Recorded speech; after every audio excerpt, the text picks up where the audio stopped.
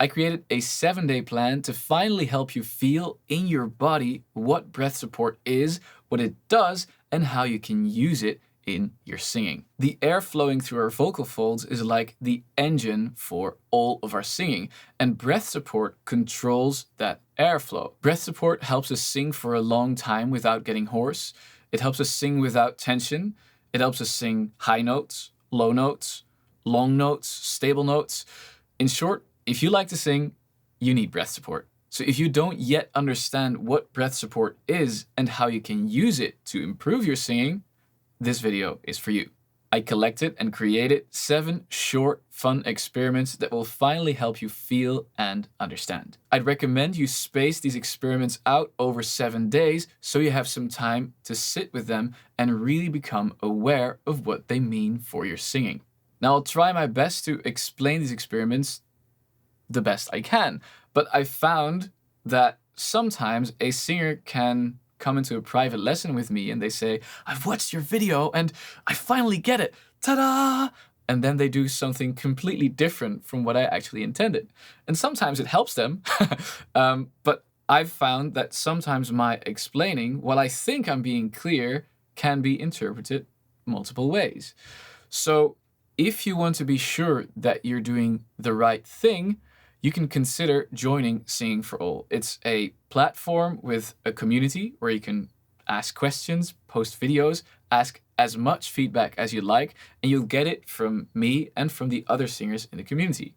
There are weekly live events where you can get one-on-one coaching sessions with me, and there is some course material. All of that for a price that you choose yourself. If you're interested, have a look at the link in the description. And now on to day 1, passive versus active. I want you to breathe in and then sigh out.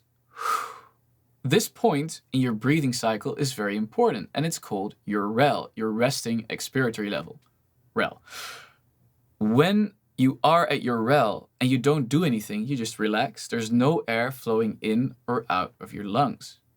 When we're at the REL, so breathe in, sigh out, and then you breathe in, we have to do something to actually breathe in. So when we're at our REL, breathing in costs energy. It's active. So go again. Active. Now, when we breathe out, we sigh out, that's passive. If we're at the top, when we fill our lungs and then we relax, we sigh out, that's passive. We relax and air flows out. So when we sigh out and we're at our REL, we can still push out more air. That's active again. And then when we relax our stomach, that's a passive inhale. So when we're at our REL and we breathe in, that's active. Now when we relax and we sigh out until our REL, that's passive. When we push out more air past our REL, active, and letting our stomach come out, relax, is passive again. So active, passive, active, passive. Why is this important? When we're singing, we want to be able to control precisely how much air is flowing out, and we want to keep that airflow steady. Now, normally when we sing, we don't go past our REL, so we don't use that reserve air that we have to push out. We can in a pinch, but it takes a lot of energy and it's more difficult to control. So normally when singing, we'll spend time, air, above our REL. And when we're spending time above our REL, the inhale is active. When we relax, we empty within a second. So if we want to empty slower and with more control, apparently we need to do something. If we relax, it just flows out. So if we want to control it, apparently that's an active act. So when we're breathing in, that's active. And when we're breathing out in a precise and controlled way, that's also active. Because passive would be like that. So what do we take from this? Generally, when we're just walking around living, the inhale is active and the exhale is passive. But when we're singing, the inhale is active and the exhale is also active. and learning to actively control the airflow in our exhale, that's what breath support is for. So for today, I just want you to experiment with inhaling and feeling that you have to do something for that. Exhaling and letting it go. Exhaling even further and feeling you have to actively push out air. And when you're all the way empty, just relaxing and letting the air flow in. Become aware of these 4 different phases and also try to already experiment with what it feels like to exhale actively. And when you're done, we're going to continue to day 2. Feel and move your ribs. When people talk about breath support, they often talk about keeping the ribs wide. So what does that actually mean and what does it feel like? That's our mission for today. So I want you to put your hands on your ribs here and then take a big breath in. And out. Do you notice how your ribs push your hands outwards? Now do the same thing, and I want you to exaggerate that movement. That's the natural movement that our ribs want to make when inhaling and exhaling. And when we're going to support, we're going to try to keep the ribs after inhaling in that wide position. Now, before we continue to that, I want you to try to feel that movement in the front, in the sides, and in the back. So place your hands on your front ribs here and breathe to your hands. On your sides and on your back. So place your thumbs as far back as you can, close to your spine, and breathe to your thumbs and try to push your thumbs out.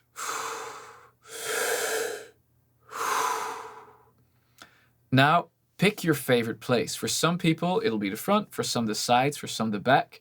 My favorite is the sides and a bit of the back, but I will use, for this video, the sides because it's easier to demonstrate the movement because you cannot see the movement in the back. But if you prefer the feeling in the back, use that. And a quick tip, if you want to feel the movement all around, because our ribs, they expand, they widen all around in the front, in the sides, and in the back, you can also tie a rope or a scarf around your ribs at the height of your solar plexus and tie it a bit tight so when you inhale, you feel that pressure of the scarf or that rope all around. But for now, just pick your favorite place. I'll pick the sides and continue this day's experiment with your hands in that place. All right, so your hands are in your favorite place. Take a big breath in again and out. Now take a big breath in and then let your ribs collapse while holding your breath. And out again.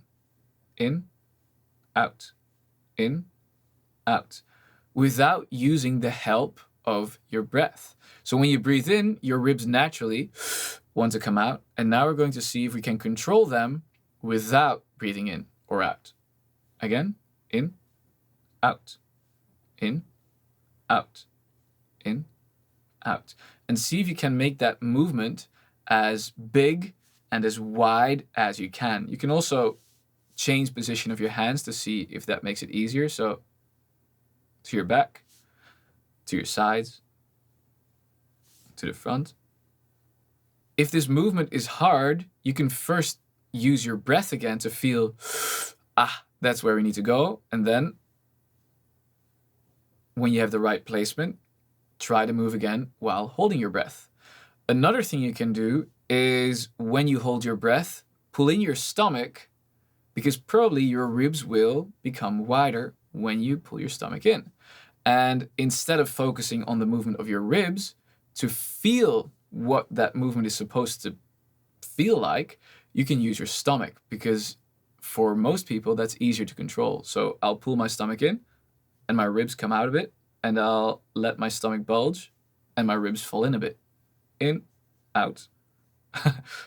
In, ribs come out, bulge, and my ribs come in. So for today, just keep experimenting with this movement. And your mission for today is to be able to, without breathing in or out, make that movement with your ribs, because that movement we'll use when supporting and for the rest of this week. And we already continue to day 3, rib exhale versus stomach exhale. If you've heard more about support, you've probably heard that you want to keep your ribs wide when singing and use your stomach to control the airflow. But why? Well, today we'll find out. First, a bit of theory, and then I'll show you how you can feel this in practice. Our lungs are basically just bags. They're not muscles, but they are connected to the intercostals, the muscles between our ribs, and they're connected to the diaphragm in the bottom, and that's a muscle as well. And when we inhale, we tense the muscles of the intercostals and we tense the diaphragm, and that pulls the lungs out. Now you could imagine your lungs as a cylinder. The top is open, that leads to our vocal folds, to the outside world. The sides are controlled by our ribs, and the bottom is controlled by our diaphragm. That vertical surface area is way bigger than that bottom area. So when we want to control a precise amount of air, if we use that vertical surface area, it's like squeezing a tube of toothpaste with your whole fist. We're using a ton of surface, and it's difficult to get a very precise bit of toothpaste. Now, when we use the bottom of that cylinder, when we use the diaphragm, when we use the stomach, and we keep the ribs wide in a stable position, then we can control that airflow way more easily, as if you're squeezing the toothpaste gently from the back. When we're squeezing, we only need to do a little bit to already get the right dollop of toothpaste. And when we're rolling from the back, the movements that we need to make are way bigger to get that same dollop. And because of that, it's easier to control. So now let's experience what that feels like in our body. I want you to do a big inhale and then exhale using only your ribs. So you're going to keep your stomach bulged out and you're going to let your ribs collapse. And I want you to put your hand on your ribs and feel how much movement there is. So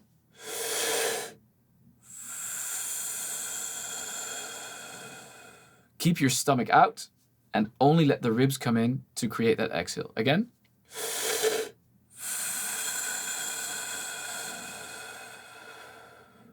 Okay, definitely some movement, but now we're going to use the stomach. So we're going to take a big exhale in again, and now we're going to only use the stomach to let that air come out. So again.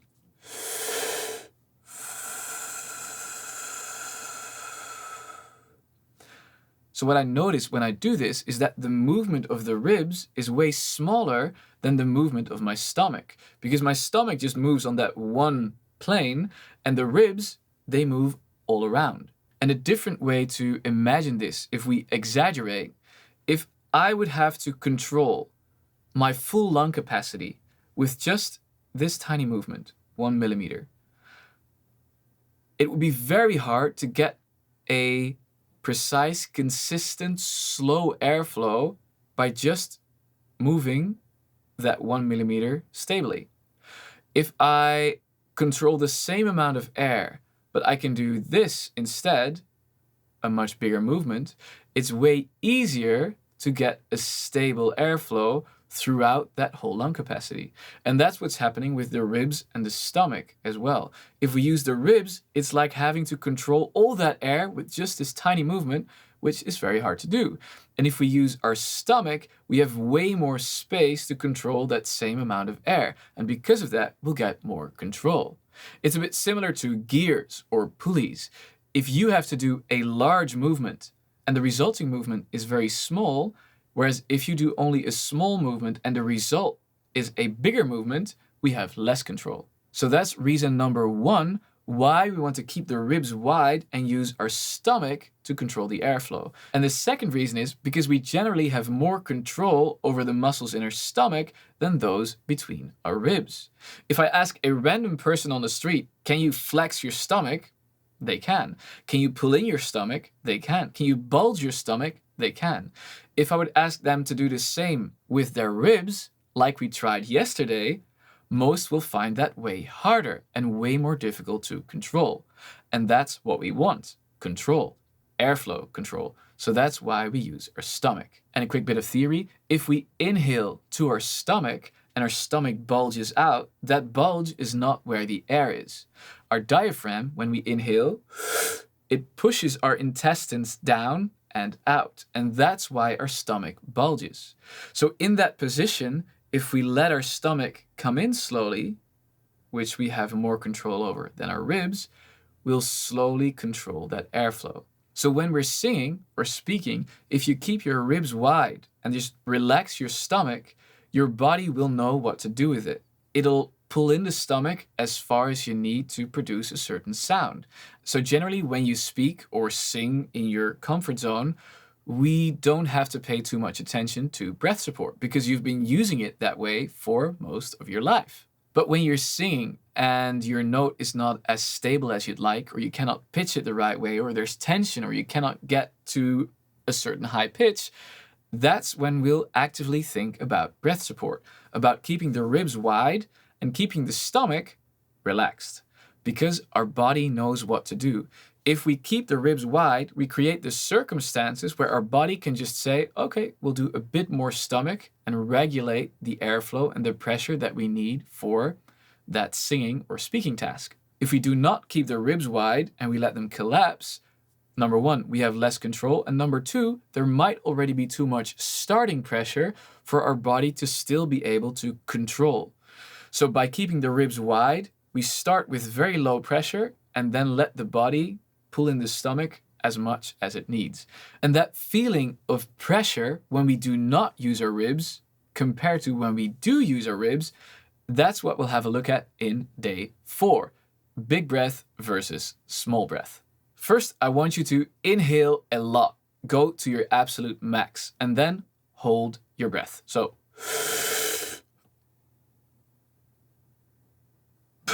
and relax. Now do the same thing, but only take a small breath in. So, and relax. Do you notice a difference between the two? I think you might have noticed that if you take a big breath in, there's a lot of pressure that wants to come out. And when you relax, there's a lot of air that wants to flow out. Maybe you also felt that when you take that big breath in and you hold it, there's already a bit of starting pressure here. If you're keeping your ribs wide, a bit of that pressure will go away. But if you let your ribs collapse, all that pressure is being held in by your vocal folds closing tightly. Now we'll take a big breath in again, and then we're going to exhale the tiniest bit, maybe 5%, and then we'll go back to 100, 95, 100, 95, 100. So start with a very big breath in, and then go. And I want you to do it without sound. I'm using a bit of sound to demonstrate the in and the out, but that actually gives me more resistance. What I want you to do is to go without sound, because that way there will be no resistance from your vocal folds, and anything that goes in or out is being controlled by the movements of your ribs and your stomach. So do it again and notice how much energy this costs in your ribs.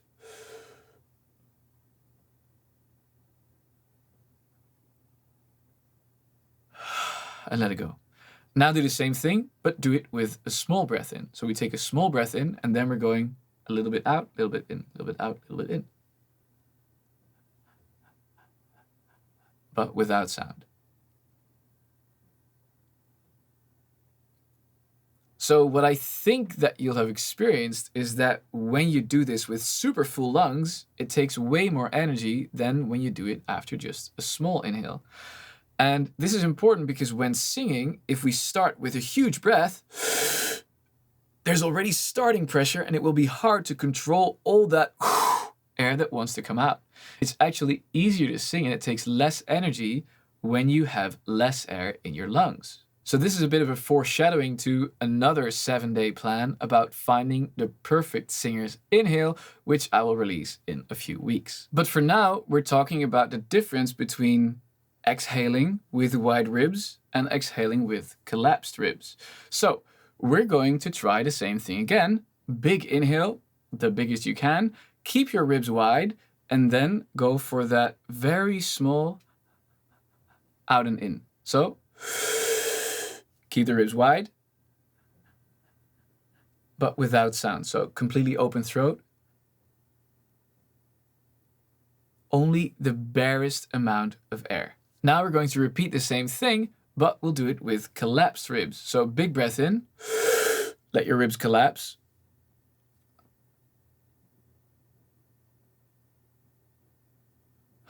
And relax. Now, I don't know about you, but when I do that second one with the collapsed ribs, I find it way harder to control my airflow. There's more starting pressure that makes me want to go.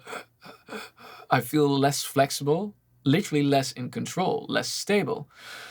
And when we're singing, we want to feel flexible, to feel in control, to get a low pressure, stable, consistent bit of air flowing out. And with the ribs collapsed, there will generally be more pressure and less control. So now to drive this point home, we can also do this while we sustain a note.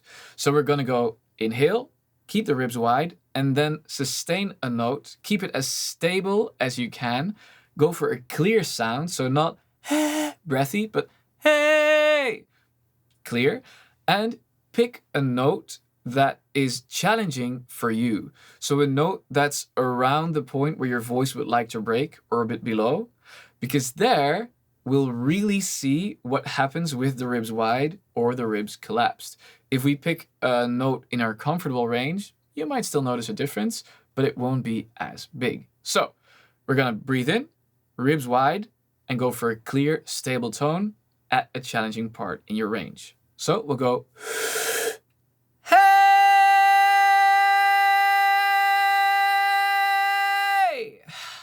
let it go. And now we'll go for the same note, but with collapsed ribs.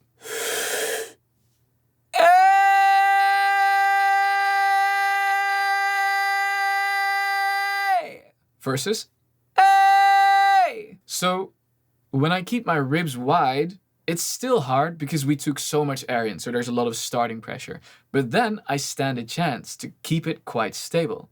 And with my ribs collapsed, my tone was all over the place. I got some fry in my voice and I just could not get it off and keep that clear sound. If you don't feel or hear much difference yourself, no worries, there's nothing wrong with you. You've probably found a way to still balance that airflow. But I expect that most singers trying this will find that they have less control, less freedom when they do it with collapsed ribs. So when you're done playing around with the big breath, small breath, wide ribs, collapsed ribs, let's continue to day 5, Ostomatic. We're going to experience how when we keep our ribs wide and we tell our body to speak, sing, exhale, our stomach, if we relax it, will know what to do. It'll just create the pressure, the flow that's necessary. So what we're going to do is we're going to inhale, keep the ribs wide, and then breathe out on an F. So, and when you do so, you can keep one hand on your ribs to make sure they stay wide and one hand on your stomach. I don't want you to do anything with your stomach. Your focus will be on your ribs and actively keeping them out. I just want you to be aware of the movement of your stomach. So,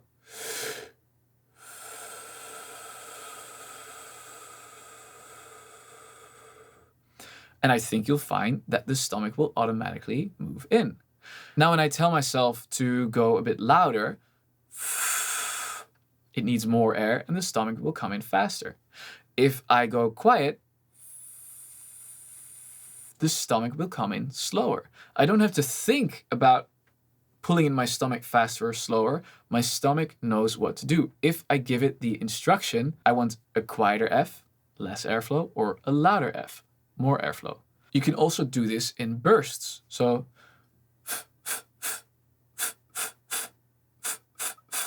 again, you'll feel your stomach go, but you don't have to actively think about going, right? This works the same way when we're singing. If we just keep the ribs wide and the stomach relaxed, the stomach will give us exactly the airflow that we need for that sound, for that note, for that volume.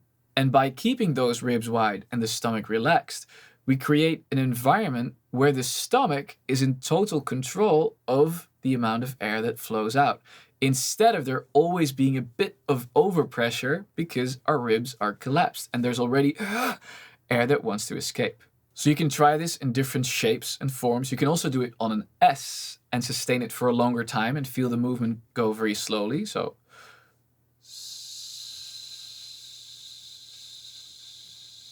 you'll probably feel the stomach very gently, slowly move in. And if you sustain it for a long time, the stomach in the end will go all the way in, and probably your lungs will really want to collapse to get that last bit of air out. And you can also do this on a sh.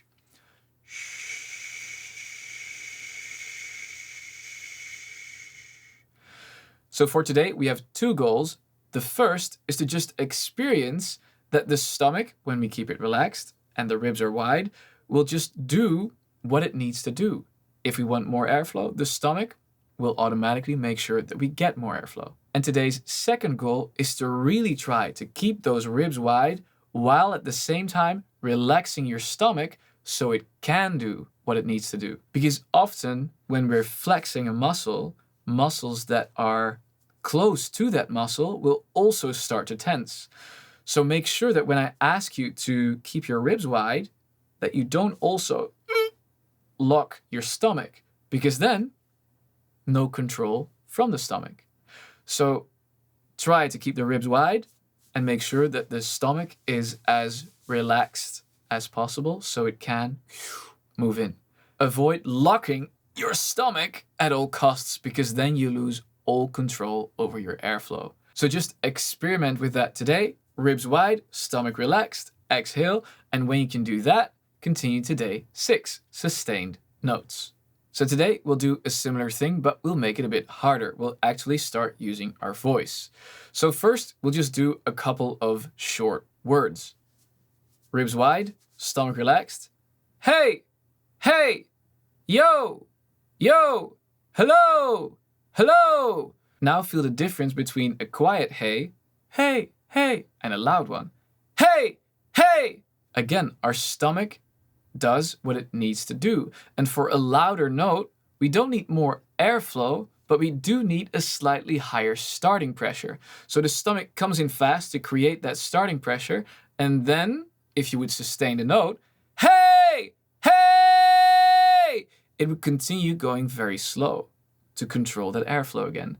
But to start a louder note, yes, the starting pressure is a little bit higher, and our stomach, again, knows what to do. Because we keep those ribs wide, we allow the stomach to create the perfect circumstances to make that note work. Now we're going to experiment with some sustained notes and some scales, just easy singing, with the goal of you being able to keep your ribs wide and your stomach relaxed when we make the task a bit more complicated. So maybe first go, hey,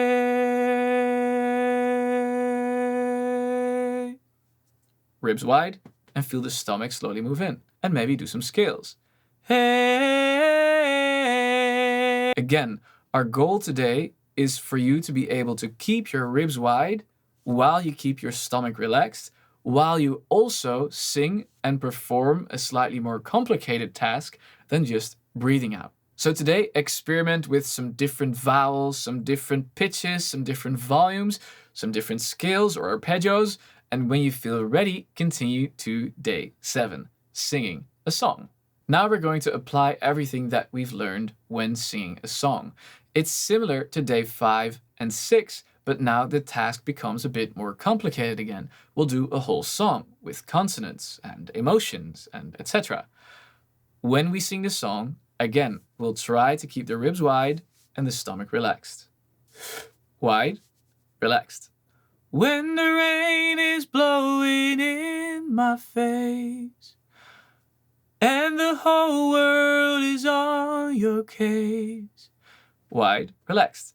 I could offer you a warm embrace to make you feel my love. Now go experiment with some different songs. Maybe start with some easy ones and then move on to more challenging ones. But all the time, keep the focus on wide ribs, relaxed stomach. And when you're done with that, That's the end of day 7. So, what's next? Well, I hope that this week helped you become more aware of how breath support is supposed to feel and help you understand why we support the way we do and how you can apply it in your singing. I don't expect you to be a master supporter at this point, but I hope that this gave you a few steps in the right direction. Now, this is very important. After this week, when you're singing and it feels good and it sounds good, forget about breath support. Just do what you do, because what else do you want than it feeling and sounding good? But if at some point you're singing and you feel tension, or you feel you cannot sustain a long note, or you don't like the sound, or you cannot get to a certain pitch, that's when I do want you to think about breath support. So if you think it might be something related with airflow or pressure, that's when you can try to keep those ribs wide and let the stomach move in gently. And then I expect that in many cases, your feeling and your sound will improve. Reminder, whatever you do, make sure the stomach is not locked. Make sure that it's relaxed and it's gently moving at all times. If you find, it's locked, that's what you need to fix first. Make sure that that stomach can freely move again, and then continue. This is a very practical video to help you feel and become aware of your breath support, but I understand if some things are still unclear. If so, I would recommend you watch this video for my full story on breath support. And if you would like a bit of feedback on your breath support or your singing in general, consider having a look at Singing for All, link in description, and I hope to see you there.